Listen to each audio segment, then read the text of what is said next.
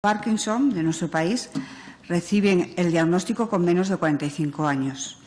Y aunque aceptar una noticia así pues resulta duro, muchos hemos pasado por esa experiencia de enfrentarnos a esta enfermedad siendo muy jóvenes y sabemos lo nublado que se ve la situación, todo se vuelve como negro.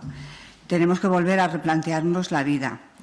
Además, siempre tenemos en la cabeza la idea de que el Parkinson solamente afecta a personas mayores, ¿no?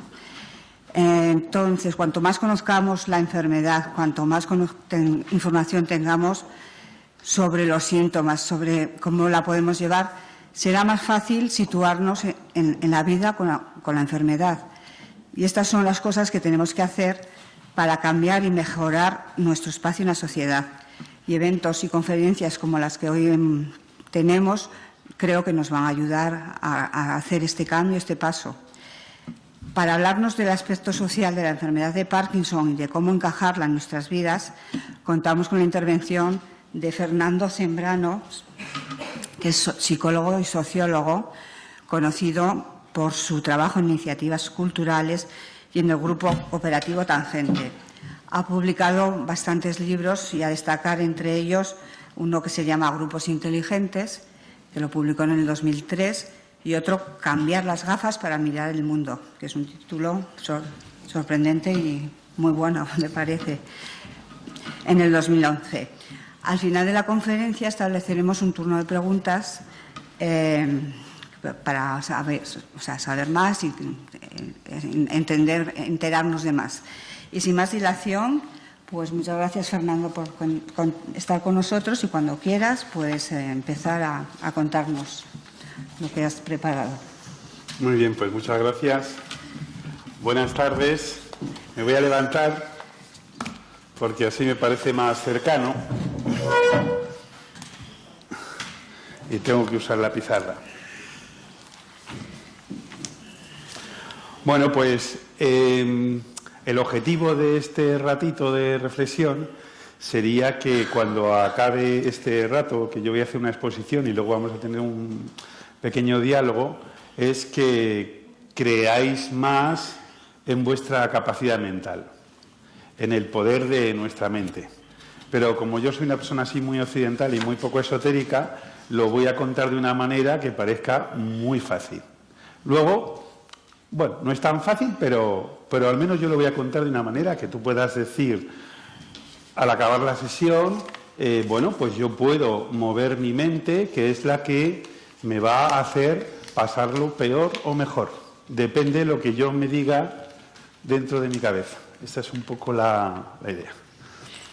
Bueno, vamos a poner un ejemplo, primero así sencillito, que es cuando vas en vacaciones, te acaban de dar las vacaciones, llegas al aeropuerto el día 2 de agosto y bueno, y digamos hay una cola enorme para facturar el equipaje y hay como dos tipos de personas, ¿no? Hay unas personas que están ya de los nervios y están un poco enfadadas pensando, pero bueno, es que todo el mundo tiene que salir a la misma hora. Parece mentira esto de los aeropuertos, qué pequeños son, esto es intolerable, ¿no? Y están desde el día 2 de sus vacaciones, pues ya están de los nervios un poquito amargados o bastante amargados. Luego van a la cafetería está llena, el camarero pues casi no les mira porque está pues bastante apabullado por la cantidad de gente que hay. Y entonces esta persona ya está pensando como que le están tomando el pelo, que parece mentira que a él no le atiendan. Y bueno, esta es su manera de enfrentarse a una dificultad muy pequeña de la vida, que sería pues encontrar una cola en el aeropuerto o que tarden 20 minutos en darte un café. Al lado hay otras personas pues que, bueno, ven la cola, pero como están en el primer día de vacaciones, pues dicen, bueno, tengo tiempo para esperar, mientras voy a ver cómo está el ambiente, ¿no? Y ven a otras personas que llegan, ven unos que se están echando así unas risas y entonces pues se sonríen con ellos, así como diciendo, qué bien que se lo pasen bien, tal. Bueno, si no me da tiempo a tomar el café ahora, pues luego ya me lo tomaré cuando acabe el vuelo. O si no, mira, lo pediré en el avión. Es un poco más caro, pero bueno, da igual, estoy de vacaciones. Bueno, entonces, como veis, ahí la situación es la misma y, sin embargo, la manera de encararla es, pues, muy diferente. Bueno, esta va a ser una de las ideas centrales de esta sesión, ¿no? Que es los acontecimientos de la vida, las dificultades de la vida, son de X, las que sean, y en función de cómo reaccionamos mentalmente, estas dificultades nos pueden llegar o a amargar o a desesperar incluso, o podrían hasta mejorar nuestra autoestima, a pesar de tener una fuerte dificultad. Voy a contaros lo que me pasó yendo al Hospital de Parapléjicos de Toledo, donde pues van muchas personas que acaban de tener un accidente y se corta la columna o lo que sea, y de repente, pues de un día para otro, pues no tienen movilidad, o de las piernas o del cuerpo entero. Y yo tenía que ver una amiga, por mi trabajo de psicólogo, pues bueno, pues para animarla y todo esto. Y bueno, mi sorpresa es que yo veo a mi amiga y que hacía 2 meses que iba andando por el campo, se cayó con la mala fortuna, que se cayó hacia atrás, iba en una pequeña pendiente, se partió la columna y dejó de poder andar para siempre. Y me dijo esta mujer, cuando yo fui a verla, un poco así con la idea de, pues para animarla, pues primero la vi bastante animada y segundo me dijo un dato bastante espectacular. Me dijo aproximadamente, una tercera parte, el dato no tiene rigor científico, era una impresión de ella, pero aproximadamente una tercera parte de las personas que están aquí son más felices que antes del accidente. Yo no me lo podía creer. Digo, bueno, aquí pasa algo raro. Y ella me lo explicó. Me dijo, mira, hay gente que tiene vidas, vamos a decir, anodinas, o que no han tenido fortuna, o que bueno, están un poco saturadas porque sus proyectos vitales pues no les dan mucho juego, lo que sea, y tienen un accidente. Hay gente también que está muy feliz y también tiene un accidente. Y estas personas que tenían unas vidas anodinas, ahora, después del accidente, bueno, una vez que atraviesan la crisis inicial,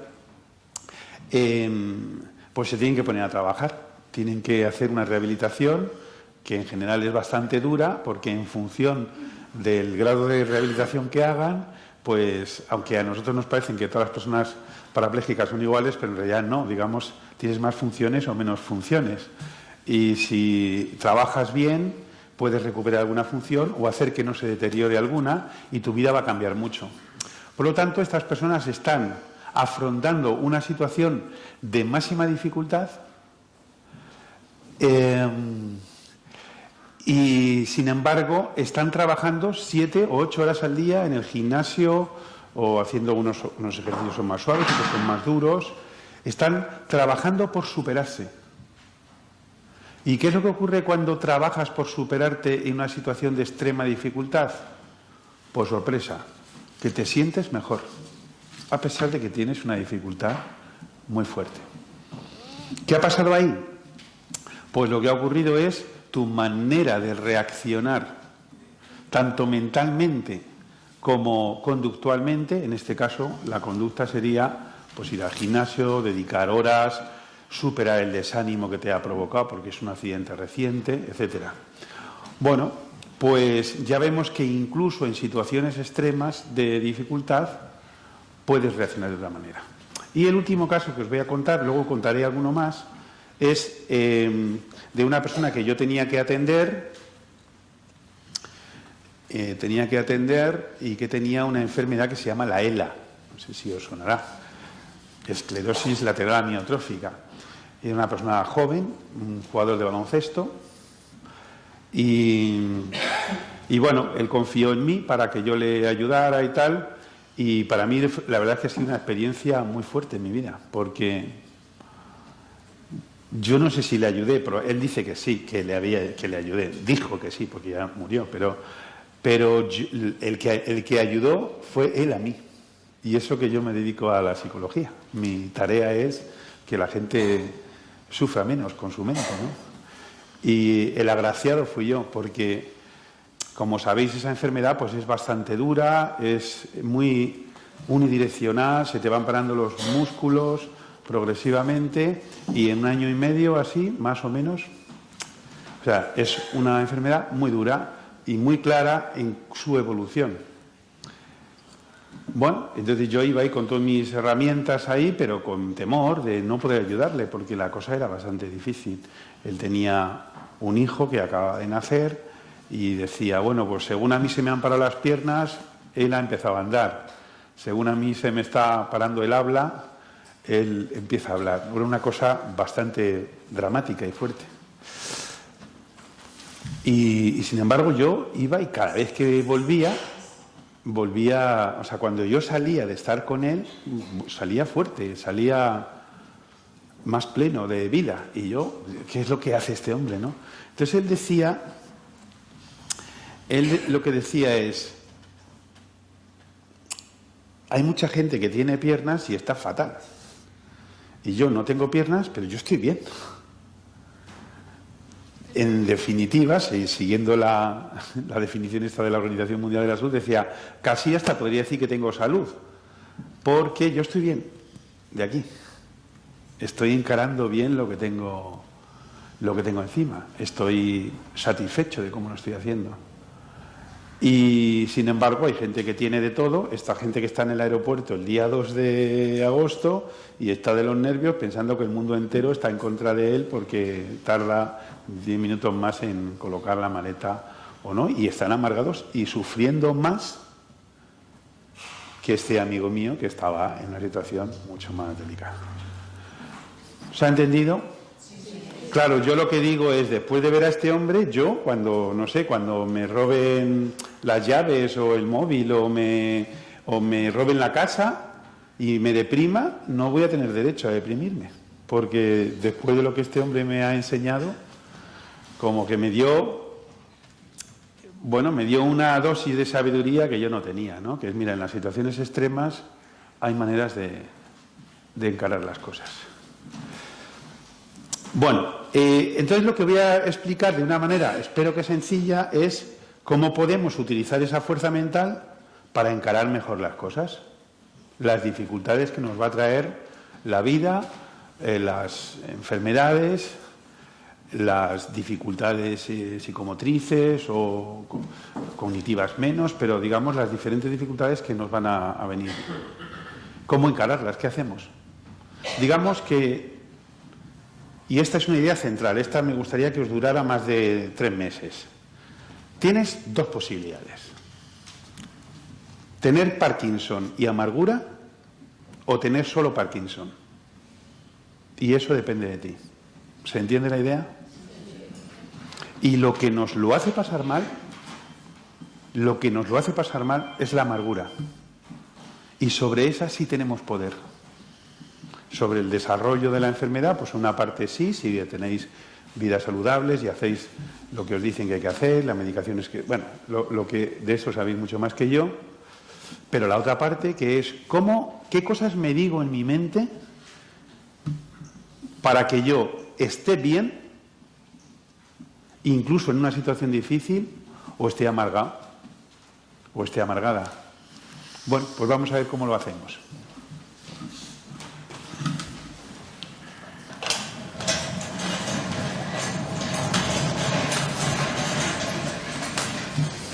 Como veis, uso tecnología antigua.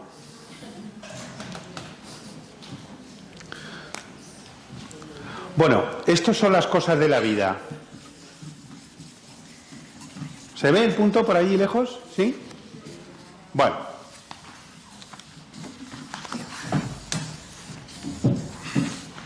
Y esto es una flecha que significa cuál es nuestra posición ante las cosas de la vida. ¿Cuál es mi posición ante el trabajo?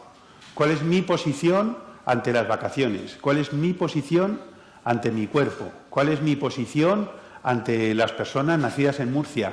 Ante las cosas de la vida. ¿De acuerdo? Mi posición ante las cosas de la vida. Mi posición ante las cosas de la vida tienen 3 elementos en principio fáciles de diferenciar.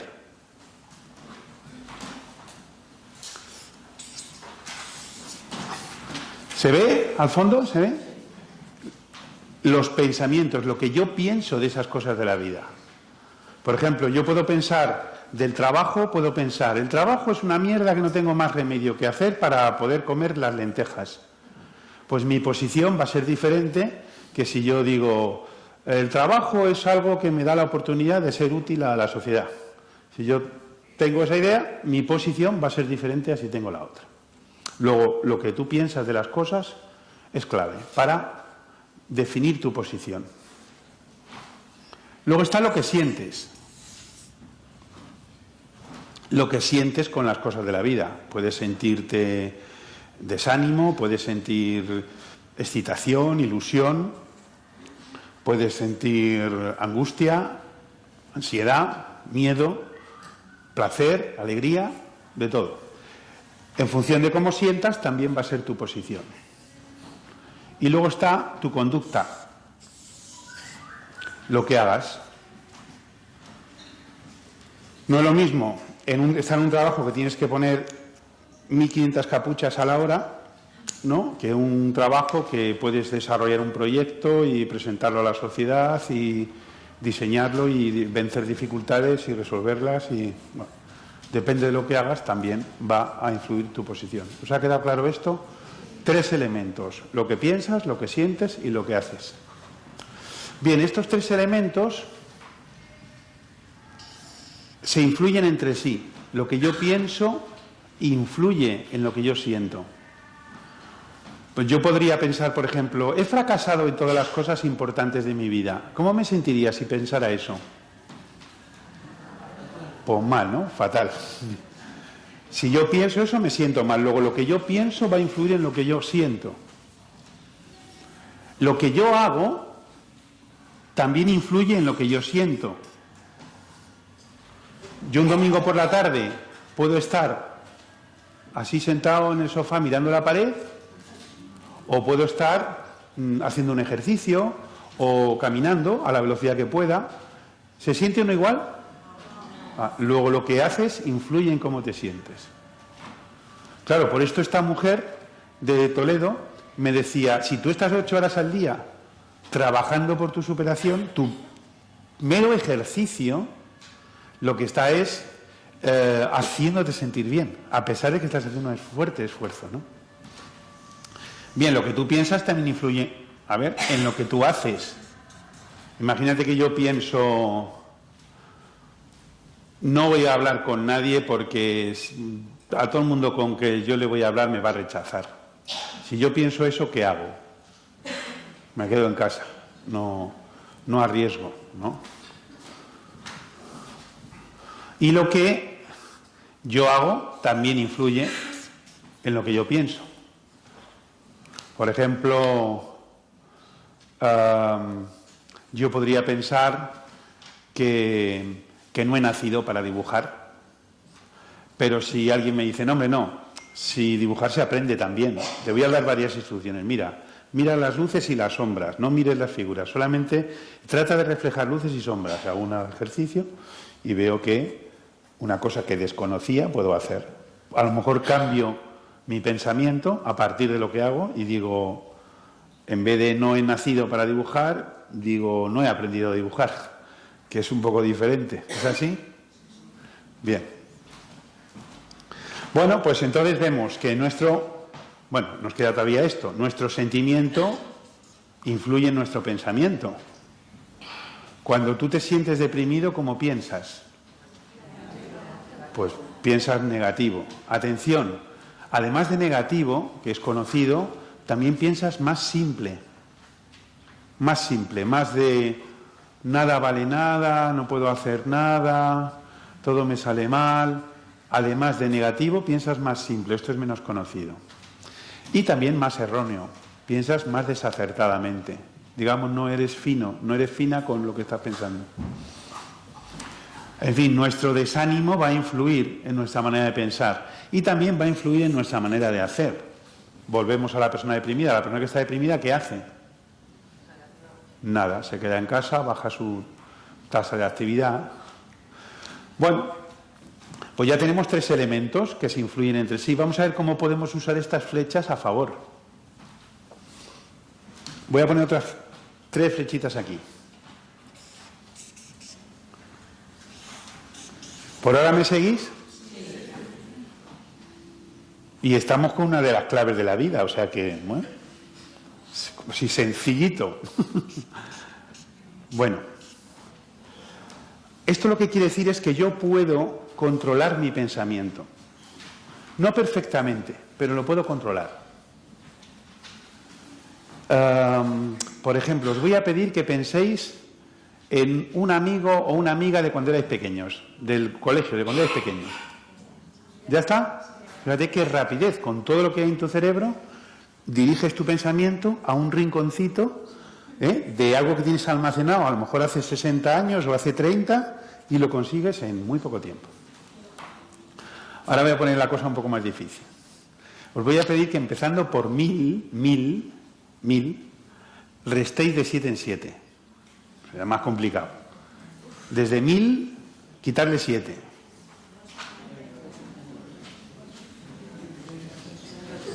Y ahora quitarle otros 7.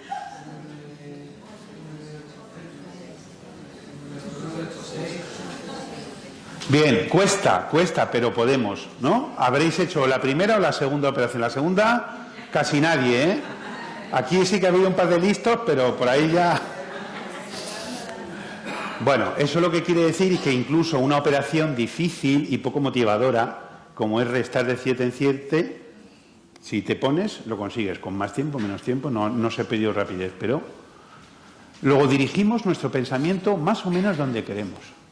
He dicho no perfectamente porque hay un tipo de pensamiento que no dirigimos, que es el pensamiento que nos viene de forma automática, a veces de forma obsesiva, un pensamiento invasor que te dice, pues si se ha ido tu hijo, por ejemplo, de excursión y estás así con miedo, a ver si le va a pasar algo, a ver si le va a pasar algo, a ver si le va a pasar, ¿no? Y tú dices, si no quiero pensar, y te viene.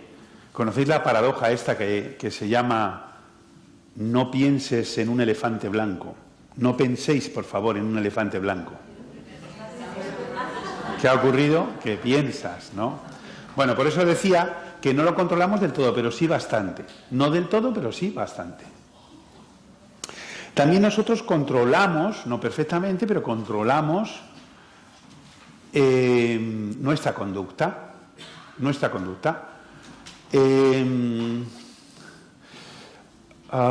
Os voy a pedir, cuando diga 3, que hagáis un suspiro, así, ¿vale? Cuando diga 3, 1, 2 y 3. Queda comprobado científicamente que controlamos nuestra conducta. ¿Bien? ¿Vale? Bien. Sin embargo, nosotros no controlamos de forma directa nuestros sentimientos, nuestras emociones y nuestros estados de ánimo. No lo controlamos de forma directa. Ya veremos que de forma indirecta sí, pero de forma directa no. Imagínate que estás nerviosa y te digo, tranquilízate ya. ¿Podrías? Es muy difícil, no puedes. Venga, ya, ponte alegre, 1, 2 y 3, ya. Ponte triste, por favor. Extremadamente triste, ya. No tenemos nada en nuestro sistema nervioso que pueda ordenar de forma directa a nuestro sistema emocional. Esto es muy importante, porque durante mucho tiempo en la vida nos vamos a poner deberes emocionales. Debería estar tranquila, no debería agobiarme con esto, no tendría que tener miedo, bueno, cosas así. Esos son deberes emocionales. ¿Qué ocurre? Tú eso no lo controlas, porque tu sistema emocional es en parte autónomo, va a su bola. Pero nosotros sí podemos controlar nuestros sentimientos, emociones y estados de ánimo a partir de lo que pensamos y de lo que hacemos. Por ejemplo, si yo pienso, con esta dificultad que me trae la vida, yo ya nunca voy a poder ser feliz. ¿Cómo me voy a sentir? Vale. Me voy a sentir fatal, triste, deprimido o amargado. Luego, lo que tú piensas es lo que va a influir en tu sistema emocional. ¿Hasta aquí vamos bien? Bien. Ahora vamos a ver de dónde está la fuerza mental.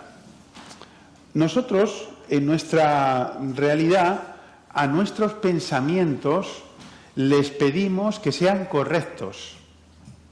Pero esto es una cosa que viene heredada de nuestro código genético. Nuestra cabeza quiere ser correcta, que no quiere decir que lo sea, pero quiere serlo, ¿no? Por ejemplo, yo os pregunto, ¿cuántos rotuladores tengo aquí? Venga, ser un poco más optimistas.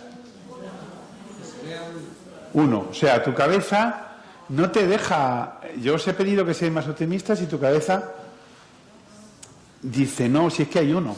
Incluso si me dijeras dos, no te lo creerías por dentro. Dirías, bueno, para hacerle un favor a este hombre, le digo que dos. Pero hay uno. Bien, este va a ser uno de los motores de nuestra fuerza mental, que nuestro pensamiento quiere ser correcto. Que no quiere decir que lo sea, porque a veces nos equivocamos.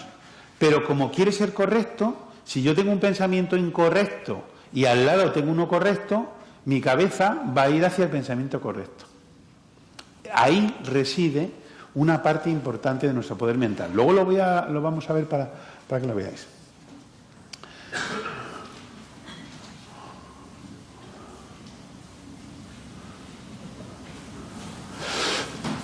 Voy a poneros otro caso.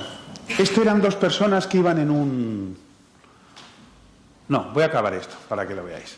Bien, nuestro pensamiento, como habéis visto aquí, quiere ser correcto. Y como habéis visto aquí, cuando os he dicho que hicierais un suspiro, habéis hecho uno, no 17. Habéis querido hacer lo correcto.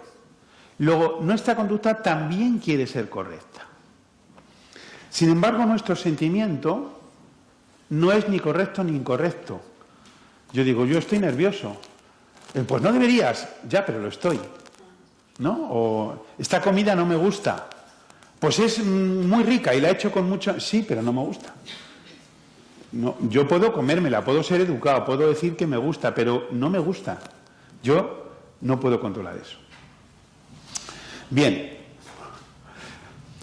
Al no poder controlarlo, nosotros no le pedimos al sentimiento que sea correcto.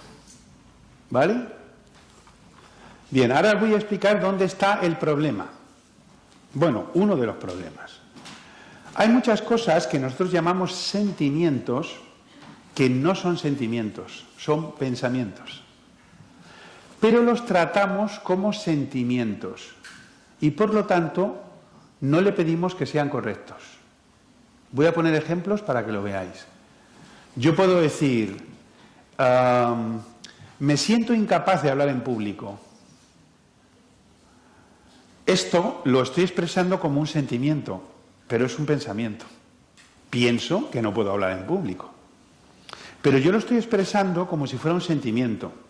O podría decir, cuando he entrado por la puerta, he sentido que me habéis faltado al respeto.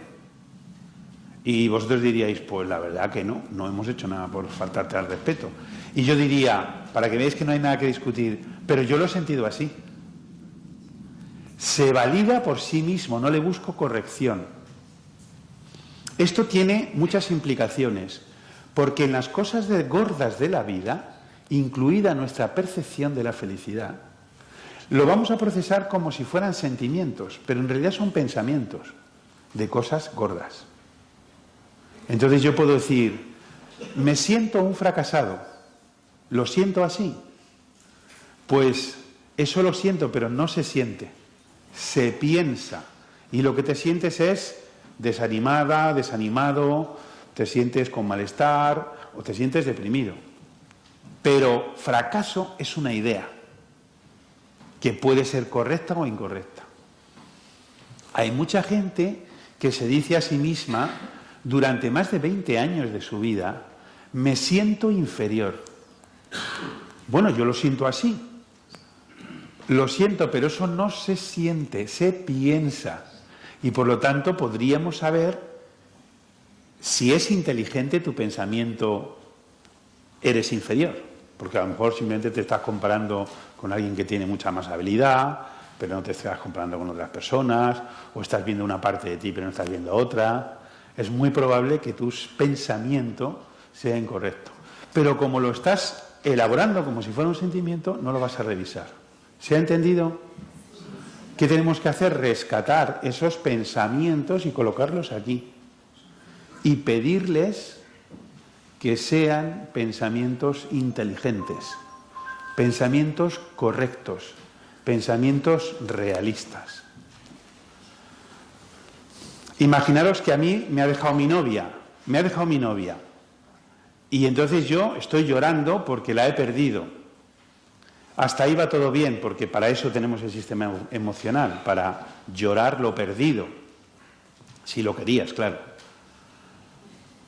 O para alegrarte de lo que encuentras. Sí, porque hay gente, claro, que puedes irte... Bien, sin embargo, si yo lloro porque la he perdido y porque ya nunca más voy a encontrar a nadie que me haga tan feliz como ella, ahí estoy equivocándome. Y eso es lo que me va a traer la depresión, la amargura y la infelicidad. Una idea incorrecta. De hecho, lo que ocurre realmente es que no sé si encontraré a alguien. Esto es lo que es verdad. Lo que es realista es no lo sé. No, como yo ahora estoy fatal, nunca voy a encontrar a nadie que me haga sentir como me hizo sentir esta persona. Esto le llamamos ataque de rapelismo. Rapel era uno que hablaba en la tele que hacía pronóstico de futuro, ¿no? Entonces, ¿qué pasa? ¿Que sabes el futuro? ¿Sabes lo que te va a pasar dentro de 15 años? Porque si lo sabes, dime el número de la lotería, que así ya voy comprando yo el adecuado. Pues bien, esos pronósticos negros, que son incorrectos, simplemente el futuro está abierto. Es, hombre, a lo mejor alguien como esta persona no vas a encontrar, pero si vas a ser feliz o no, depende de otras cosas que no es de lo que te estás diciendo ahora. A corto plazo sí, ¿no? Los 2 primeros meses pues te llevas un berrinche, tal, o incluso te puede durar más. Pero pasados 3 años, la cabeza está en otro sitio. Bien, entonces os iba a poner otro ejemplo para que veáis la importancia del pensamiento correcto. Van 2 personas en un coche. Y el coche tiene un accidente, salta el cristal y les salta a los ojos y se quedan ciegas las 2 personas. ¿Vale? Y han pasado 9 meses. Desde el accidente ha pasado 9 meses. Aquí me vais a tener que ayudar, ¿eh? Porque me tenéis que dar material. Han pasado 9 meses. Yo voy a describir lo que la persona hace. Y me tenéis que decir lo que la persona piensa, ¿vale? Entonces, el ciego 1 está encerrado en su habitación, dando vueltas de acá para allá, duerme a deshora, mal come y no se pone al teléfono. Llora con frecuencia y se acuesta a veces vestido y a veces no, o no se lava, y así lleva muchos meses. Solo he dicho conductas, ¿eh? Ahora vamos con el ciego 2. El ciego 2 está terminando de hacer un curso de perro guía, se ha comprado un ordenador que le traduce los documentos que lee a audio, sale con sus amigos, tiene relaciones sexuales con su pareja, oye música y también está dando ya unos paseos por la calle, aprendiendo a usar el bastón. Unas veces va acompañado, otras veces hace trayectos cortos. Os he dicho solo conducta. Ahora os voy a pedir que me ayudéis. ¿Qué piensa el ciego 1? Que quede desgraciado. ¿Ves? ¿Qué más piensa? Piensa negativamente. ¿Pero qué piensa negativamente? Que se ha acabado su vida, que no hay solución. ¿Qué más piensa? Que no puede hacer nada. Bien. Que es incapaz. Bien. Vamos a ver el ciego 2. ¿Qué es lo que piensa el ciego 2? Que ha tenido suerte de Por estar vivo. ¿Qué más piensa? Que la vida sigue, que está mejor cada día. ¿Qué más piensa? Ha superado el obstáculo. ¿Qué más piensa? Que hay medios para seguir viviendo. Que hay medios para seguir viviendo. Bien. Ahora os voy a preguntar, ¿cuál de los dos tiene razón? Los dos.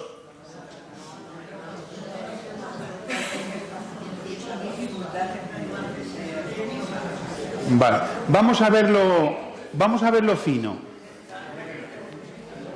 Si el ciego 1 dice la vida no merece la pena, nosotros no le podemos decir si tiene razón o no, es su posición. Pero si el ciego 1 dice yo no puedo hacer nada, entonces no tiene razón. ¿Veis la diferencia? Si yo digo la vida no tiene sentido para mí, yo no te lo puedo discutir eso. Pero si tú me dices que por ser ciego no puedes hacer nada, yo te presento a 300.000 ciegos que hacen un montón de cosas y algunos están muy felices, otros no, son como el resto de la población. Y los que se han trabajado por superarse probablemente tengan un mejor autoconcepto. El ciego 2, si dice yo voy a superarme, tampoco le damos ni le quitamos la razón, es una decisión personal. Pero si el ciego 2 dice la vida sigue y hay medios para superar cosas, ahí tiene razón. ¿Entendéis la diferencia? Pues bien, el ciego 1 tiene una parte de la depresión por error, pero el resto de la sociedad se lo vamos a entender, le vamos a comprender, mira, pobrecito, y vamos a decir que también tiene razón, como parte de los que os he preguntado en la sala, pero no la tiene. La tiene en una parte y en otra no la tiene. Hay una parte que está sufriendo por error. Y eso le pasa también a una persona suicida. Una persona presuicida piensa, no tengo salida. Y eso te puede llevar a suicidarte.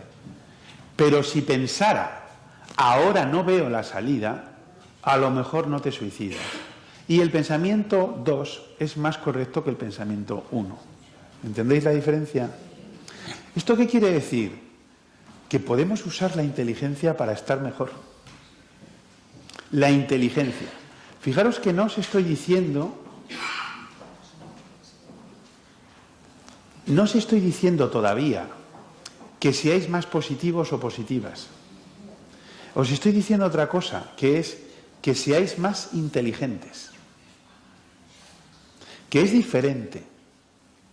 ¿Por qué? Porque si tú me pides a mí que sea solo positivo, mi cerebro me dice, ¿y por qué? ¿No? Imaginaos que yo ahora me miro al espejo y digo, venga, voy a ponerme en plan positivo. Soy el más guapo del mundo y estoy delgado. ¿Qué le ocurre a mi cerebro? Que no se lo cree. Que no es tonto mi cerebro, no se lo cree. La positividad no fundamentada, mi cerebro no se la cree y por eso no vale, no te da la fuerza mental. Sin embargo, la inteligencia, la corrección, el realismo, la lucidez o la sabiduría sí te puede ayudar a estar mejor. Porque tu cerebro se la cree, no le dices patochadas, no me pasa nada, no. No dice no me pasa nada, dice me pasa esto, pero con esto yo lo puedo encarar bien. Entonces, si mi cerebro es realista e inteligente, yo puedo afrontar las cosas mucho mejor. No sin esfuerzo, porque hay que hacer esfuerzo. ¿Se entiende para qué tenemos la inteligencia en este caso? No solo era para hacer hojas de cálculo y todo esto, también era para vivir, para tener una vida digna, para encarar las dificultades de la vida y para no sufrir más de la cuenta. Bien, vamos a ver ahora un momentito cómo vamos de tiempo. Bien, ¿no?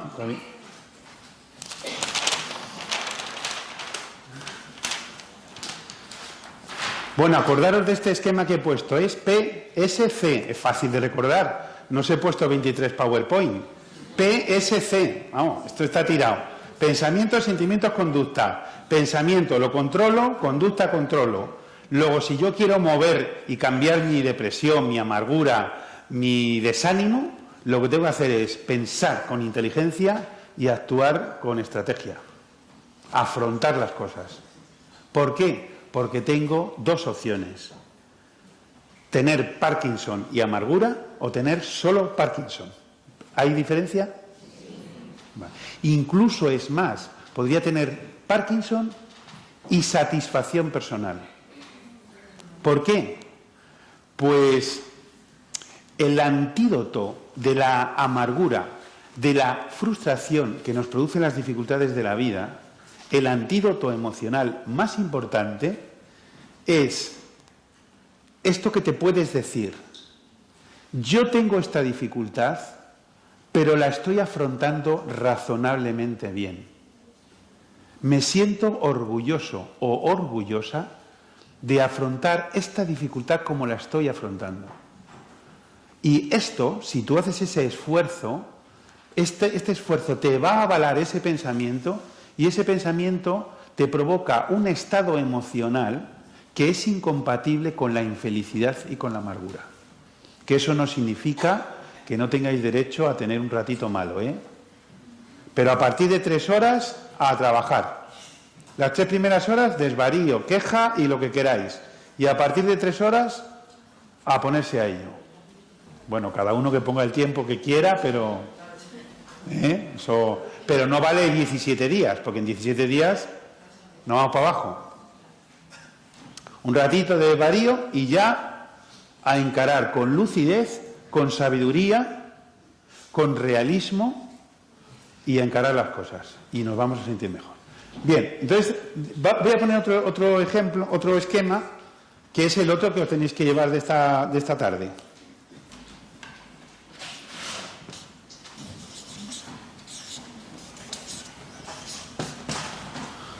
Se llama ABC, aunque luego tiene la D y la E. Es un esquema muy conocido en psicología clínica de toda la vida. Bueno, de toda la vida, desde el año 55 más o menos. Bueno, ya en mucho tiempo, del año 55 aquí ya ha llovido, está bien. Este esquema lo que nos va a decir es lo siguiente. A son las cosas que pasan, los acontecimientos, las dificultades, los hechos, los sucesos. He tenido un accidente, me han suspendido un examen, me ha dejado mi novia o me ha aparecido un tumor aquí en el brazo. Esos son los hechos. C son las consecuencias emocionales y conductuales de esos hechos. Me siento deprimido, me siento ansioso, estoy preocupado, estoy interesado, si fuera un acontecimiento positivo o interesante. Es decir, mis consecuencias emocionales y conductuales. Normalmente nosotros decimos, estoy deprimido por lo que ha ocurrido, por A, por el suceso, por el hecho. Estoy deprimido por lo que me ha sucedido. Y entonces te quedas ahí, porque como lo que ha sucedido es inamovible, pues ahí te quedas. Se nos olvida B. ¿Qué es B? B son los pensamientos que yo tengo sobre ese hecho, sobre mí, sobre la vida y sobre las demás personas. Nuestras creencias, en inglés, beliefs. Lo que nosotros pensamos de la vida con lo que me ha pasado. Eso es B, mis pensamientos. Lo que a mí me hace sentir, como hemos visto en los ejemplos de antes, lo que me hace sentir de una manera o de otra, no siempre es A, sino que es A en relación a lo que pienso. Por eso la clave está en lo que pienso. Sobre todo cuando pienso cosas incorrectas.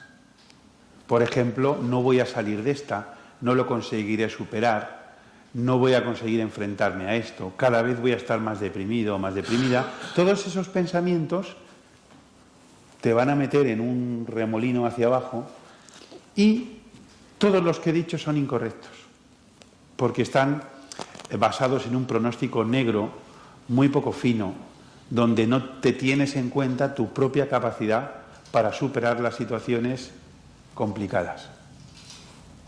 Ahora, estos pensamientos ocurren a toda velocidad. A veces incluso decimos, no he pensado nada, pero yo estoy fatal. No he pensado nada, pero ya verás cómo sí. Voy a poneros este ejemplo. Imagínate que estás en la cama, despierto, y oyes un estruendo de cristales en la habitación de al lado, en el cristal de la habitación de al lado. Y piensas, andan, entran los ladrones. ¿Cómo nos sentiríamos? Asustados. Fíjate, del estruendo de cristales, pensamiento en milisegundos y tu corazón, pum, pum, pum, pum, pum, en milisegundos. Ahora, estamos igual, ¿eh? Yo estoy en la cama con los ojos abiertos, oigo un estruendo de cristales y digo, vaya, se han terminado de romper el cristal este que estaba medio roto. ¿Cómo me sentiría? Mejor, tranquilo, ligeramente incómodo como mucho, pero no da para más. Pues bien, mirar, mi reacción emocional ha sido mediada por lo que haya pensado, y todo esto en milisegundos. Entonces nosotros a veces decimos, bueno, es que yo me siento así, a ver si me viene el ánimo, como si no tuviéramos nada que ver, como si fuera una cosa que nosotros no podemos decir nada sobre ella. Y lo que quiero que veáis es que sí, claro que lo podemos decir, porque estos pensamientos, que son automáticos, son simples y muchas veces erróneos, son los que nos van a provocar el extra de malestar, más allá del malestar que provoca una dificultad. La diferencia entre esa persona amargada o esa persona que tiene su disgusto pero está satisfecha con lo que está haciendo, está en cómo está pensando. ¿Y yo tengo que pensar bien porque sí? No necesariamente. Pero lo que sí voy a hacer es, detecto el pensamiento que me viene, lo miro y lo corrijo con la inteligencia. Por ejemplo, me va a venir, yo estoy muy desanimado y me va a venir este pensamiento, de esta no sales, no vas a quitarte este desánimo de encima. Esto viene solo, es un automatismo. Lo acabo de detectar. ¿Qué me estoy diciendo? Esta es la pregunta que hay que hacerse. ¿Qué me estoy diciendo? Ya no puedo hacer nada, yo no puedo volver a ser feliz, esto va a ser una tortura, los demás o las demás no me van a querer o se van a reír de mí o lo que sea. Pronósticos, pensamientos, casi todos infundados, pero que me van a hacerlo pasar fatal. Lo que hago es los detecto y los corrijo. Esto es D. D es el pensamiento corregido, con la inteligencia, con la corrección, también con la positividad, pero sobre todo con la inteligencia. Puedes poner algo positivo si es cierto, si es correcto, entonces sí, porque el desánimo, como habéis dicho antes, nos lleva a pensar solo en negativo. Entonces hay que corregirlo con el positivo, pero el positivo tiene que ser correcto, si no tu cerebro no se lo cree. No pasa nada. No pasa nada, no. A lo mejor no pasa nada grave o nada totalmente que tú no puedas encarar, pero pasa algo. Entonces, mi pensamiento tiene que ser realista y correcto. Y entonces, recordad, nuestro código genético nos ha hecho este regalito, que es, quiere creerse más los pensamientos correctos que los incorrectos. Y cuando tú elaboras el pensamiento correcto, lo cambias por el otro. Y vuelves a coger energía para afrontar las cosas. Bueno, pues esta es así la idea central. ¿Cómo lo podríamos resumir? Y así pasamos al diálogo. Efectivamente. La tenemos aquí abandonada. La E son las nuevas emociones y conductas a partir de los pensamientos correctos. Entonces, si el pensamiento es, vale, tengo un disgusto fuerte, por ahora me tengo que dejar llevar un poco, pero en unos días me voy a poner a ordenarme, a ver cómo afronto yo esta dificultad y probablemente, no es seguro, me sienta mejor. Bueno, pues ese pensamiento D, si es correcto, no si es solo positivo, si es correcto, digamos, pugna, combate con el pensamiento B, que es automático y te viene solo. Pero si D es más correcto, entonces tenemos E, que es una emoción más adaptativa, más saludable. Voy a meter otro concepto para que os lo llevéis también para casa, porque además ahora hay una confusión con eso. El sistema emocional tiene dos signos, vamos a decirlo así: emociones positivas y emociones negativas, o dicho de otra manera, emociones agradables y emociones desagradables. Las emociones desagradables no queremos tenerlas: la tristeza, la ansiedad, la angustia, la ira, el miedo, no queremos tenerlas, y tenemos emociones agradables, que son la excitación, el placer, la ilusión, la alegría, la euforia. Entonces, el ser humano quiere tener emociones agradables y no quiere tener desagradables. Pero una cosa es que no queramos tenerlas y otra cosa es que sean malas. El sistema emocional viene así construido para que podamos sobrevivir, para orientarnos en nuestra vida. Y las cosas que son peligrosas nos provocan emociones negativas. ¿Para qué? Para que reaccionemos. Por lo tanto, las emociones negativas en principio no son malas. Simplemente son desagradables, pero no malas. Ahora bien, esto tiene mucho que ver también con la industria farmacológica, psicofarmacológica, que es, como no queremos tener emociones negativas, nos van a decir que las emociones negativas son siempre malas.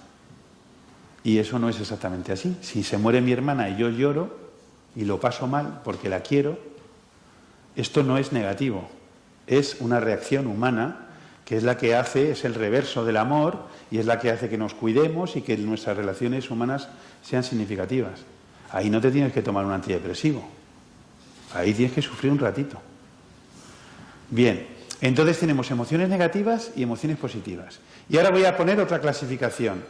Tenemos emociones adaptativas o saludables y emociones no adaptativas o no saludables. ¿Cuáles son las emociones no saludables? Las que van contra nuestros intereses vitales. Por ejemplo, yo quiero tener amigos, pero como me da tanto miedo que me rechacen, me quedo en mi casa. Y entonces ahí ya tengo un exceso de miedo que me está boicoteando mi interés vital. Eso se llaman emociones no adaptativas o no saludables. O en castellano nuestro, así de andar por casa, mal rollo. Se llama así, mal rollo, cuando uno tiene mal rollo, que es diferente a sufrimiento. Bien, pues bien, ¿cuándo tenemos que trabajar con esto? ¿Cuando tenemos emociones negativas? No. Cuando tenemos emociones negativas no saludables. Cuando tenemos emociones negativas que nos boicotean la vida, que nos dificultan trabajar para superarnos, que nos dificultan relacionarnos, que nos dificultan vivir placeres que podemos vivir. Ahí las emociones negativas están en exceso y ahí es donde hay que corregirlas. ¿Y cómo las vamos a corregir? Con poder mental. ¿Y cómo le llamamos poder mental? Cambiando nuestros pensamientos simples, negativos e incorrectos por pensamientos inteligentes, lúcidos y, si podemos, sabios. Eso es un poquito más complicado, pero vamos a intentarlo, ¿no? Que es, ¿qué pensamientos me pueden organizar mejor la vida? ¿Qué pensamientos para encarar estas dificultades? ¿Y qué pensamientos para vivir con dignidad? Como esas personas que tenemos alrededor, que teniendo el doble o el triple de dificultades que nosotros y que nosotras, y que sin embargo dices que están haciendo que lo encaran también. Es que yo no lo puedo hacer eso, no hace falta que saques matrícula de honor, pero puedes intentar hacerlo un poco mejor. Y solo el intento te va a hacer sentir mucho mejor. Bueno, pues ahora pasamos al diálogo y preguntar todas las cosas que queráis.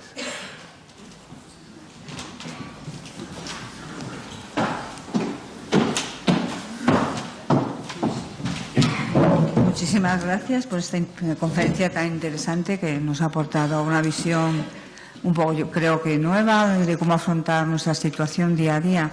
Si queréis preguntarle algo a don Fernando, estaré encantado de responder, levantar la mano y así vamos controlando las actuaciones.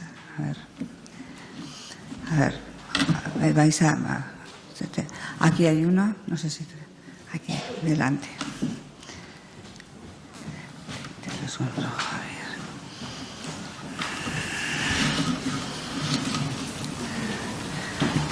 Buenas, me llamo Javier y la pregunta es la siguiente. La depresión está catalogada como una enfermedad, según creo, ¿no? ¿En qué parte de la A, la B, la C, la D, pongo el anterior, el pensamiento, la conducta y el sentimiento, no, actúan los antidepresivos? Gracias. Bien, lo que preguntan es cómo actúan los antidepresivos, en qué parte con respecto a la A, la B, la C y la D. Entonces, la A no están en el lugar donde actúan los antidepresivos, lo que actúan es en nuestros neurotransmisores, que son las sustancias que comunican una neurona con otra. Es ahí donde actúan los antidepresivos. Digamos, actúan en nuestro cuerpo, en nuestro cerebro, y nos colocan en otra disposición de ánimo. Aquí vamos a decir que habría dos tipos de depresión. Es una clasificación un poco antigua, pero la vamos a mantener. Hay una depresión que tiene que ver con un déficit de ciertos neurotransmisores que no sabemos por qué se produce. Y entonces te hace sentir mal sin que te pase nada malo y te hace sentir fatal. Hay un pequeño porcentaje de la población que tiene esta enfermedad. Los antidepresivos son, y yo no es mi especialidad, por lo tanto aquí no me tienes que hacer mucho caso, pero son, digamos, fármacos muy brutos todavía. Son muy groseros porque tienen algo bueno y muchas cosas malas. Entonces es un medicamento pues muy grosero, como pasa con casi todos los que afectan a nuestro sistema nervioso, que sabemos poco de ellos, sabemos poco. Bien, sin embargo, la depresión que a nosotros nos preocupa aquí, y ahí sí que volvemos a rescatar las letras, es la depresión que tiene que ver con cómo encaramos las dificultades de la vida. Y entonces lo vamos a ver en B. B, que es a partir de creencias absolutistas, catastrofistas, erróneas, imposibilitadoras, a veces aniquiladoras de nuestra vida, a partir de esas creencias entramos en depresión. Y esas las corregimos con unas creencias más adecuadas, en lugar de con antidepresivos. ¿Qué es lo que ocurre? Pues que a veces no distinguimos bien una de otra. Y entonces ahí, bueno, pues a veces la mezcla puede funcionar bien y otras veces no funciona bien. Pero bueno, sobre antidepresivos no es mi tarea porque yo soy psicólogo y como psicólogo no receto ni trabajo con antidepresivos. No es la parte que yo trabajo. Vale.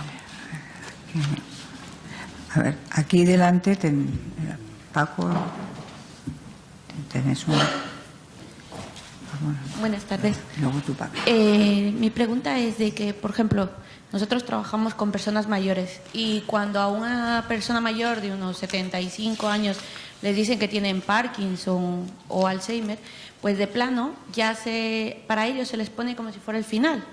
Y entonces ya no quieren salir a caminar.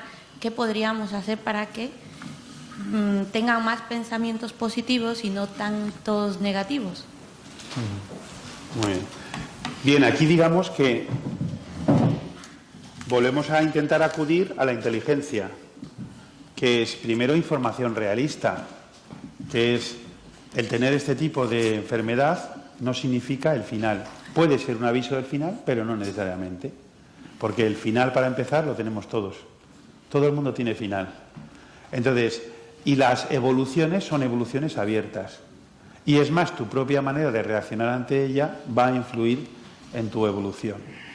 Entonces, ¿qué podemos decir? La idea es pensar de una manera más realista, que en este caso es más abierta. Lo que te va a venir es lo que viene acarreado por el temor y por el miedo. Lo que te viene, ese pensamiento automático negativo. Entonces, vamos a abrir eso con información realista. Y en segundo lugar, vamos a pedir un trabajo no heroico, pero sí esforzado. Porque una de las cosas que nos vamos a decir es, bueno, la gente es feliz sin esforzarse. ¿Yo por qué me tengo que esforzar si la gente es feliz sin esforzarse? pues bueno, me da igual, habrá gente que sea feliz sin esforzarse, pero en tu caso merece la pena que te esfuerces porque ya no eres feliz y por lo tanto puedes esforzarte. No te vamos a pedir un esfuerzo heroico, ¿por qué? Porque estás bajo los efectos o de una noticia, bueno, si es muy pronto pues hay que esperar a que se pueda asimilar, ¿no? Y porque, digamos, no te vamos a pedir un esfuerzo heroico porque el esfuerzo heroico es demasiado burdo también, ¿no? Sino un esfuerzo más mantenido, un esfuerzo contenido y mantenido, un esfuerzo proporcionado, un esfuerzo que tú puedas dominar. Si es demasiado heroico, la mayoría de la población mundial nos desapuntamos. Pero si es un esfuerzo accesible, entonces sí lo hago. Entonces, cuando empezamos a decir, no salgo ya porque no tengo ganas, vamos a trabajarnos la idea de, si sales te entrarán las ganas.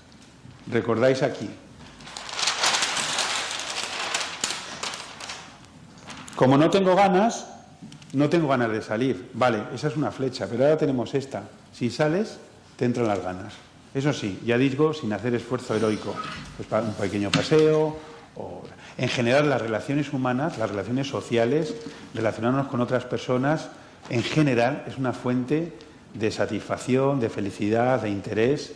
Entonces el aislamiento va a ayudar a deprimirnos, mientras que la relación, contenida también, proporcionada, la relación nos va a dar ánimo, nos va a dar, en vez de mirarnos solo a nosotros mismos, nos va a hacer que miremos la vida, que miremos los asuntos de las otras personas y, por lo tanto, que también podamos, en nuestro ritmo y en nuestra manera, que nos podamos sentir útiles, que podamos consolar a otras personas, no solo nuestro rollo. Lo único que nosotros vamos a pedir los primeros días. Pero vamos a pedir eso un poco más adelante. ¿Y por qué? Porque tienes dos posibilidades. Parkinson y amargura o solo Parkinson. O es más, Parkinson y satisfacción personal. De responder con dignidad, con lucidez, con entereza y con superación humana. Eso es una decisión, eso no viene con el Parkinson. Eso es una decisión que tú puedes hacer. Ni siquiera viene, ojo, con tu personalidad. Yo es que soy así. No. Tú te haces así. Y todavía, incluso con 70 años, puedes cambiar y trabajar por superarse. Recordar este anciano que empezó a los 80 años a montar en bici por primera vez y a los 100 años hacía 100 kilómetros diarios. Eso es una locura, 100 kilómetros diarios. Bueno, pues el ser humano tiene, y sobre todo en cuanto a su desarrollo personal, tiene siempre la oportunidad de cambiar y la oportunidad de mejorar. Eso no significa que sea sin esfuerzo. Lo hacemos con esfuerzo. Hola, sí. Buenas tardes, Fernando. Muchas gracias por recordarnos todo esto que seguramente lo sabíamos envuelto, pero que es conveniente lo recuerden de vez en cuando. Yo tengo 23 años de Parkinson y creo que me siento feliz. No sé si será un error o no. Te quería preguntar por qué la positividad tiene tan mal rollo en nuestra sociedad. O sea, voy a ser más concreto. Los artistas que triunfan suelen ser la negatividad. Una película es buena cuando es terrible, de desgracia, y las cosas negativas, cuando decías a mí, doctor, de mi depresión, que mis amigos soportan esta sonrisa imbécil o algo así, ¿no? Yo estoy en un grupo de poesía y cada vez que hay un poema tétrico me dicen que es muy bueno. Cada vez que hay un poema positivo pasa sin pena ni gloria. ¿Por qué somos tan negativos? ¿Por qué vende también el mal rollo? Qué buena pregunta. Vamos a ver. Voy a ver si bebo agua para poder pensar algo. ¿Cómo? Bien, vamos a darle vueltas. Primero, hay un factor que sería el siguiente, que es, al ser humano le gustan las historias.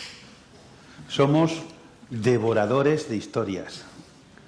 Nos encanta la historia que nos cuenta un compañero de la oficina, nos encanta la historia que oímos en el autobús a dos señoras que tengo detrás, nos encantan las teleseries, nos encantan las novelas buenas y malas, nos encantan las historias junto al fuego durante toda la historia de la humanidad, de lo que le pasó a fulanita y a menganito. Casi todas las historias, eso te lo enseñan en las escuelas de cine y todo esto, necesitan para atraernos un conflicto.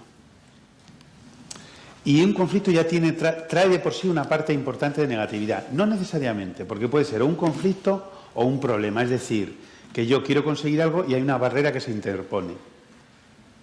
Cuando alguien cuenta una historia sin conflicto o sin barrera, sin problema, es muy aburrida. Imaginaos que yo os cuento, pues esta mañana, fíjate, he sacado las llaves para cerrar la puerta y la he cerrado. Nada, y luego he salido a la calle, he mirado a la izquierda y a la derecha. Y me he ido por la izquierda, porque siempre voy ahí, que es donde está mi parada del autobús. Y luego llega el autobús, fíjate, son azules, siguen siendo azules los autobuses, increíble, ¿no? General Ricardo es el 34. Y vosotros diríais que se calle ya. Porque quieres...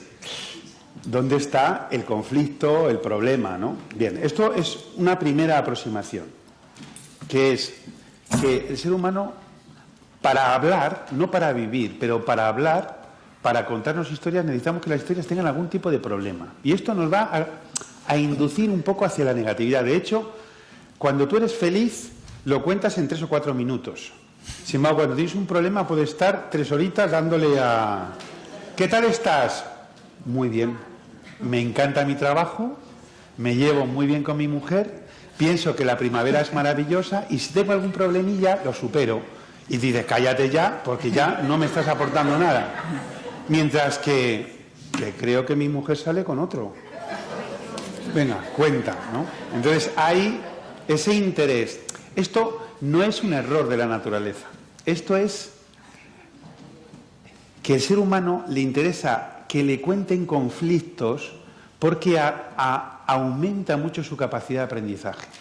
Digamos, no aprendemos solo de lo que nos pasa, sino de lo que les pasa a otros y a otras. Por eso siempre estamos contando historias. Bueno, este es un primer sesgo, pero no es definitivo para lo que tú dices, porque lo que tú dices es otra cosa, que es que a la positividad hay gente que lo considera ingenuidad, ¿no? O sea, eres optimista, eres posibilista, eres una persona esperanzada, eres ingenuo, eres bobo. Y aquí ya no, aquí ya vamos a discutir un poco, porque hay 2 maneras de verlo. Esto yo creo que surge en los tiempos más recientes desde el existencialismo aquí, ¿no? Dábamos por hecho que hemos nacido y a partir de ahí vemos las frustraciones. Y las frustraciones decimos, pues la vida, como he llegado a decir algunos, es una carrera de pérdidas. Eso es una manera de mirarlo. Pero ha habido filosofías y religiones y culturas que tenían otra idea y no eran ingenuos, que eran decir, yo qué sé, dar gracias al sol por la mañana, ¿no? Es decir, qué suerte que estoy vivo. Mira, con toda la cantidad de átomos de carbono que hay dando vueltas por ahí, la galaxia, el universo, 3.700 millones de años dando vueltas, la suerte de haber sido invitado a la vida. Yo puedo decir eso sin ser ingenuo. Podría no haber vivido. ¿Me das a elegir? Pues prefiero haber vivido. Luego, a lo mejor el punto de partida, en vez de 0, ya puede ser 7, solo por haber vivido. Si encima podemos superar las dificultades, podemos querernos, podemos leer poesía de la trágica y de la otra, pues mejor. Entonces, la positividad no necesariamente está al lado de la ingenuidad. Yo ahí le tengo que agradecer a mi abuela que me enseñó esa parte de positividad. Mi abuela vivía en Coruña y le decía a su hija, no mi madre, sino mi tía, le decía por las mañanas, llévame a ver el mar, y ya tenía 72 años, llévame a ver el mar. Y llegaba esta mujer a ver el mar en Coruña, que es todo mar, ¿no? Y decía, ¡oh! Y se ponía así como, ¡qué bonito! Y digo, que con 72 años todavía te puedas apreciar, ¿no? El hecho de estar viva viendo el mar y dar ese agradecimiento, no lo consideramos una ingenuidad. Ahora hay una escuela en psicología que se llama la Escuela de Psicología Positiva. Esta escuela, lejos de lo que pueda parecer por el nombre, no dice que hay que ser positivos. No, esta escuela lo que dice es, vamos a estudiar al ser humano en su parte positiva, porque hemos estudiado al ser humano desde el sufrimiento y desde sus patologías.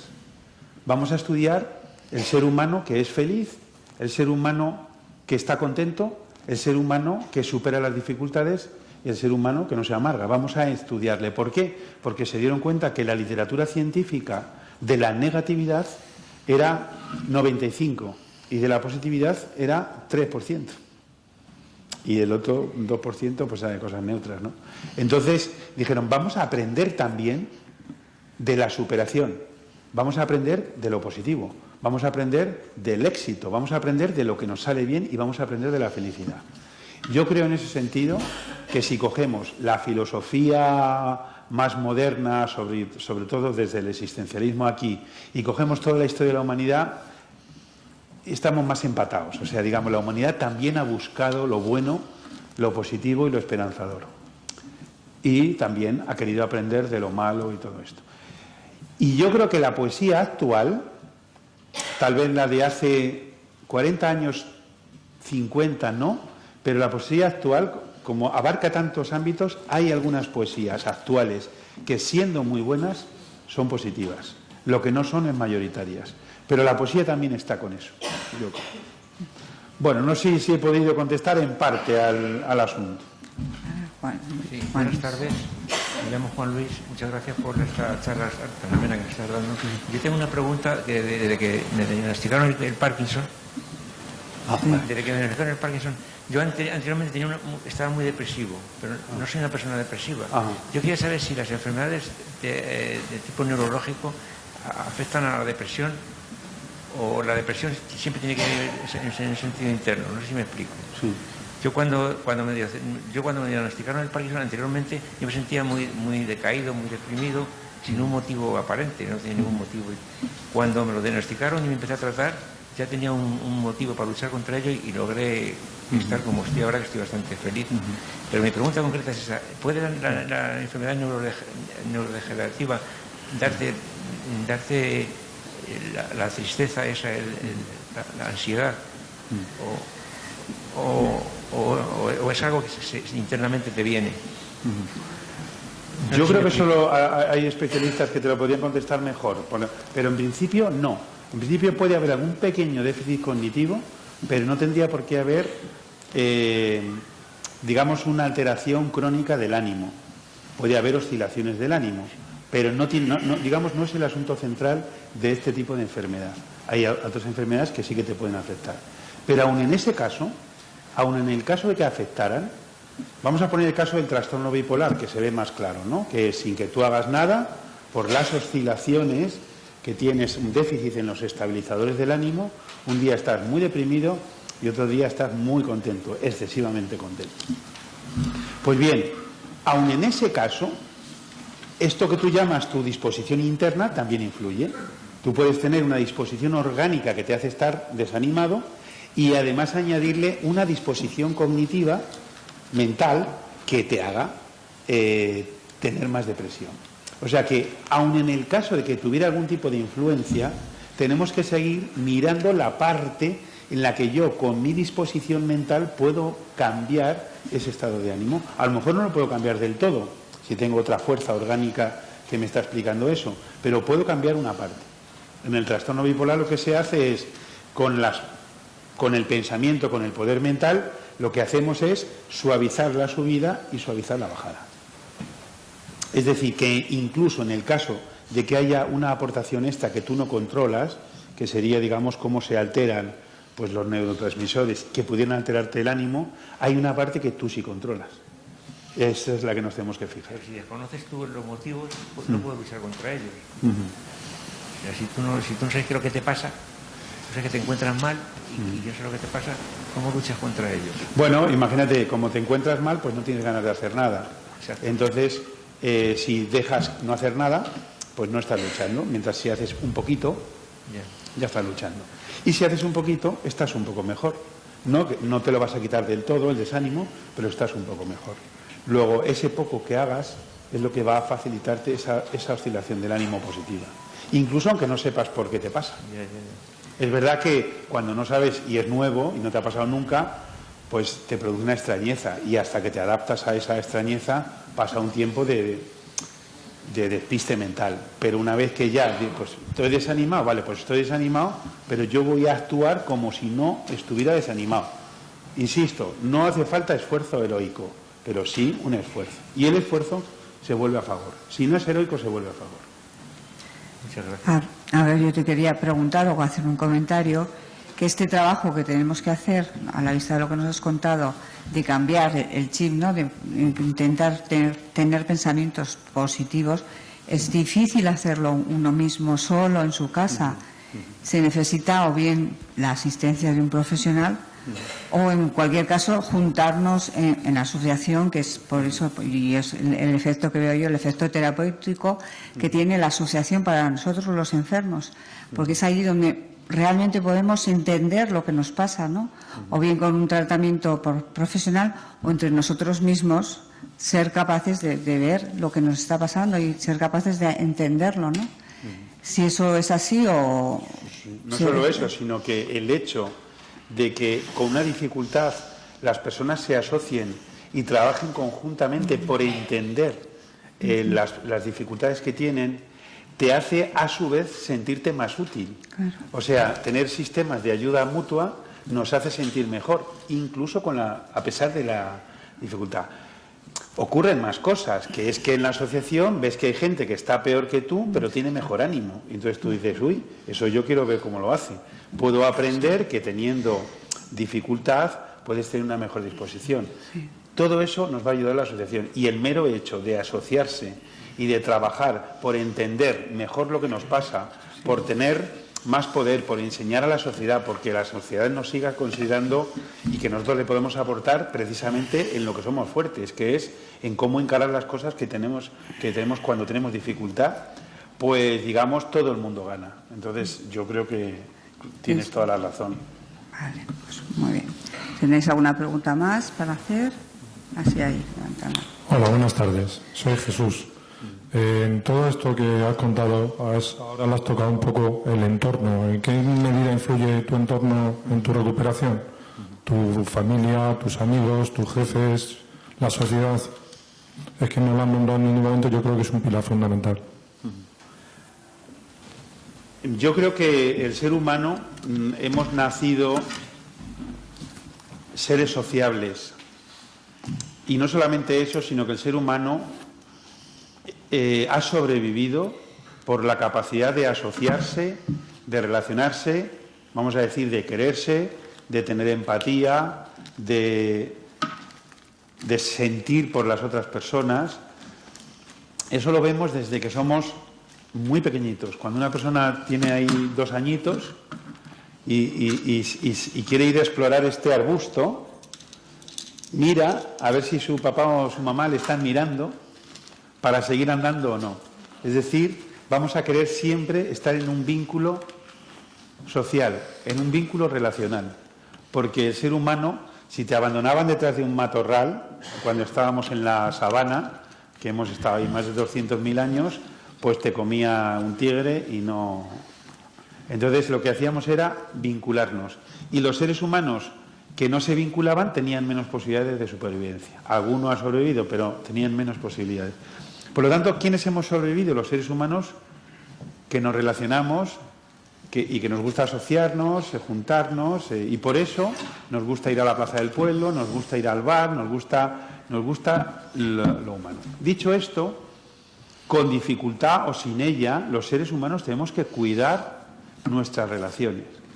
Pero aquí habría una tentación, la tentación de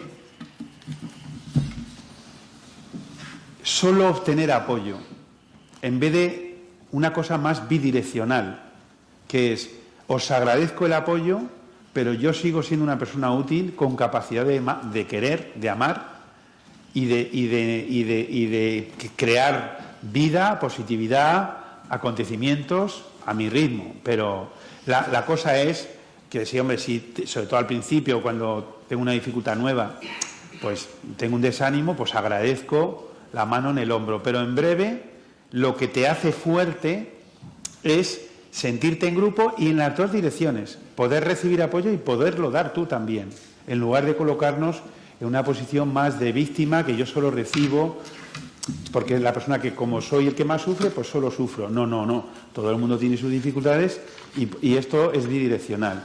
Entonces, el ser humano, ¿cuándo se siente bien? Cuando se siente generalmente en relación y además cuando la utilidad, el afecto es bidireccional, o sea, va en las dos. Pero vamos, eso es un tema clave, ¿no? Hay una parte que yo no he tratado, perdonad, que es la parte de la extrañeza de los otros, los temores que tenemos sobre qué van a pensar los otros de mí, pues, o por cómo ando, o por cómo me muevo, o todo esto. ¿Y por qué no la he tratado? Porque quiero que la trates dentro de tu mente, vamos a decir, con espíritu todoterreno, que es, en principio la gente puede extrañarse, pero no te va a valorar menos. Simplemente le puede extrañar si no lo conoce. Pero incluso si hubiera uno de cada 100 que está para allá y que no entiende o lo que sea, pues tú te lo trabajas en tu mente y dices, bueno, pues bien, mi felicidad, mi capacidad de estar con dignidad sobre la tierra no depende de un zopenco que no entiende nada y que a lo mejor piensa lo que piense. Yo respondo ante lo que tengo con dignidad, y la dignidad se ve de otra manera, no se ve en el movimiento corporal, se ve en la actitud ante la vida. Y si es alguien que lo piensa porque pasa por la calle, pues no tiene... Esa parte yo no la he tratado, la parte de cómo reacciona el entorno, porque quiero que trates la de tu mente en cualquier temor, incluido el temor de que el entorno no te trate bien, ¿no? Sería. Me llamo Isabel. Mi marido es el que tiene Parkinson, lleva 26 años con Parkinson, con 51 se lo diagnosticaron. Entonces yo quería darle las gracias porque ha sido una clase magistral. Todo lo que usted nos ha explicado desde el principio, nosotros lo hemos vivido en nuestra piel. Y ha sido una ayuda tremenda el seguir todos esos pasos, que unas veces los he leído, otras veces los he escuchado como ahora, y doy fe de que ayudan mucho, mucho, mucho, y se supera ese primer golpe que tienes tan fuerte y que no sabes lo que vas a durar. Hablo por él porque no puede verbalizar, pero su cabeza está perfecta. Y entonces, pues realmente lo que quería era eso, que todos nuestros compañeros sigan al pie de la letra lo que usted ha explicado, porque es auténtico y ayuda muchísimo a salir adelante. Y esto último que usted decía del entorno, que tú preguntabas, yo creo que el entorno, por lo que yo he vivido, que son muchos años a su lado, sin separarme para nada, porque además es lo que a mí me satisfacía, no solamente el ayudarle a él, sino lo que usted dice, el ayudar tú te da una satisfacción enorme. Entonces, la gente, según como te ve a ti, que tú lo llevas, que tú lo asumes, reacciona también más positivo si tú no estás encogido y acomplejado. Claro. O sea, eso es así y lo hemos vivido nosotros y lo seguimos viviendo, gracias a Dios. Así que muchas gracias. Pues te agradecemos mucho el testimonio que nos das. Gracias. Muchas gracias. A ver, ¿alguna intervención más? Bueno, pues muchísimas gracias. Ay, sí, no me hace. Sí, yo quería preguntar una cosa. Me llamo Aida. Quería preguntarle. No veo nada. ¿Me escuchan? Ah, sí. Ahora, sí. Aquí. Es que hace reflejo esto. Bien. Yo quería preguntar una cosa. ¿La autoestima tiene que ver con la manera como afrontamos las situaciones? Acabas de definir la autoestima de calidad, la exquisita. Hay un libro, el libro no os lo digo para que lo leáis porque el libro no vale mucho, pero el título es buenísimo. El libro dice, no podemos ser más altos, pero sí más interesantes, ¿no? Entonces, ¿qué es lo que está diciendo? Si yo me planteo la autoestima de yo tendría que haber sido más alto o más ágil o tener los ojos azules o haber nacido ya dotado para la música o algo así, si yo me digo eso, pues estoy situando mi valía en lo que yo no controlo, en una cosa que no es lo que yo controlo. Realmente eso ni me da valor ni me lo quita. Son características más agradecidas o menos agradecidas. ¿Dónde debo situar lo que yo valgo? En la parte en la que yo controlo. Y yo lo que controlo es cómo encaro las situaciones de la vida. Las muy difíciles, las medianamente difíciles y las ridículamente difíciles. ¿Cómo las encaro? ¿Qué hago con las demás personas? Esa es la fuente de valor, la fuente de estima, que es la que está bajo nuestro control, no la que no controlamos. Por eso la definición que has dado no puede ser más fina, ¿no? Que es autoestima, depende de cómo reaccionamos ante cómo encaramos, mejor dicho, las cosas de la vida. Gracias. Pues bueno, ahora sí, ¿no? No hay más preguntas. Tenemos unos momentos de descanso y le voy a entregar esta placa para agradecer a don Fernando las ideas y la ayuda que nos ha prestado. Pues muchas gracias. Muchas gracias.